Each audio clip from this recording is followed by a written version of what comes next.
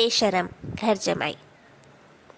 ये कहानी है सरला और उसके परिवार की, जिसमें उसका बेटा, बेटी और पति रहते हैं। चारों बहुत खुश रहते हैं। आपस में बहुत ही खुशहाल परिवार था उन लोगों का। लेकिन एक ना एक दिन तो सबको अलग होना ही पड़ता है। वैसे ही ये परिवार भी अलग हुआ। सरला ने अपनी बेटी करिश्मा की शादी कर दी। अच्छा घर परिवार देख, अच्छा लड़का देखकर उसने अपनी बेटी को उसके घर भेज दिया।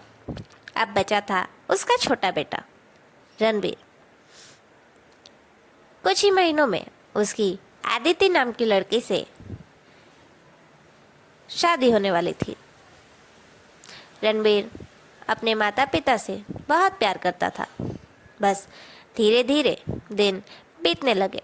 उसके बाद रणवीर की शादी के दिन नज़दीक आ गए और शादी में करिश्मा और उसका पति आदित्य भी आए और शादी की रस्में शुरू हो गई। हल्दी, मेहंदी, संगीत, सारी रस्में हुई। उसके बाद रणवीर और आदिति की शादी हो गई। शादी करके अदिति रणवीर के घर आती है और बस कुछ दिनों में पूरे परिवार की जिम्मेदारी अपने कंधों पर ले लेती है। पूरा घर अदिति बहुत अच्छे से संभालती है। अपने सास ससुर, पति और रिश्तेदारों से भी बहुत अच्छी बॉन्डिंग हो जाती है उसकी। अदिति की उसकी ननद करिश्मा के साथ भी बहुत अच्छी जोड़ी जमती है। दोनों ननद भाभी बिल्कुल बहनों की तरह रहती थी।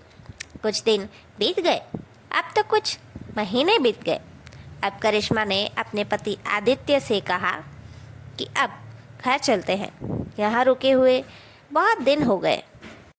तभी आदित्य ने करिश्मा को घर जाने से मना कर दिया, ये कहकर कि अभी तो शादी बीतकर सिर्फ एक ही महीना हुआ है, अभी क्यों जाना है, कुछ दिन और रहते हैं, उसके बाद जाएंगे अपने घर। ये सुनकर करिश्मा हैरान हुई कि आदित्य ऐसी बातें क्यों कर रहा है। उसके बाद कुछ दिन और बीत गए। फिर जब दोबारा करिश्मा जब भी कहती थी कि घर चलते हैं, आदित्य कुछ ना कुछ कहकर बात को टाल देता था। जैसे उसने इरादा बना लिया हो कि यहीं अपना डेरा जमाना है।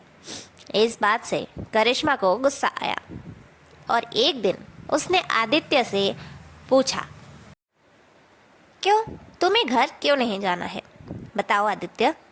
तभी आदित्य ने जवाब दिया, क्या यार करिश्मा, ये तुम्हारा मायका है, फिर भी तुम्हें यहाँ से जाने की मुझसे ज़्यादा जल्दी है। अरे तुम पागल हो क्या, इतना अच्छा घर है, इतना पैसा है तुम्हारे मायके वालों के पास, इतनी वैरायटी है खाने पीने की, और तो और मखमल के गद्दे पर सोना है, ये सब हमारे घर में कहाँ है। छोड़ो ना, यहीं रहते हैं हमेशा के लिए। वैसे भी तुम इस घर की बेटी हो, अपने माँ और अपने भाई से कहकर तुम्हारे हिस्से की प्रॉपर्टी अपने नाम पर करवा लो, फिर हम दोनों जिंदगी भर ऐश करेंगे।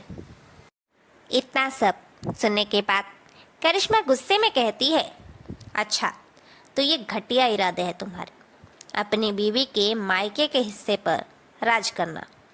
जिंदगी में खुद कमाकर कुछ नहीं करना है तुम्हें, बस दूसरों के पैसों पर ऐश करना है। मैं तुम्हारे जितनी घटिया नहीं हूँ। तुम पड़े रहो यहाँ अपने ससुराल में, और मैं जा रही हूँ अपने ससुराल। देखती हूँ बेटी के बिना इस घर में जमाई राजा की कितनी खातिरदारी होती है और कितने दिनों तक होती है। इतना कहकर करिश्मा अपना सामान बांधकर और अपनी माँ से अकेले में 5 मिनट कुछ बात करके अपने ससुराल चली जाती है। आदित्य उसे बिल्कुल नहीं रोकता और खुद वहीं रुक जाता है। करिश्मा के उसके ससुराल जाने के बाद यहाँ जमाई राजा आदित्य जी का क्या हाल होता है, ये देखने के लिए आपको देखना होगा इस कहानी बेशर्म दामाद का पार्ट 2, जिसमें हम आपको बताएंगे कि कैसे इस बेशर्म दामाद को उसकी सास सबक सिखाती है। और कैसे इसको अक्ल आती है। वीडियो अगर अच्छी लगी हो तो चैनल को सब्सक्राइब ज़रूर करें, बेल आइकन ज़रूर दबाएं, वीडियो को लाइक ज़रूर करें और कमेंट करके बताएं कि कहानी आपको कैसी लगी। इस वीडियो को ज़्यादा से ज़्यादा अपने दोस्तों और रिश्तेदारों को शेयर ज़रूर करें।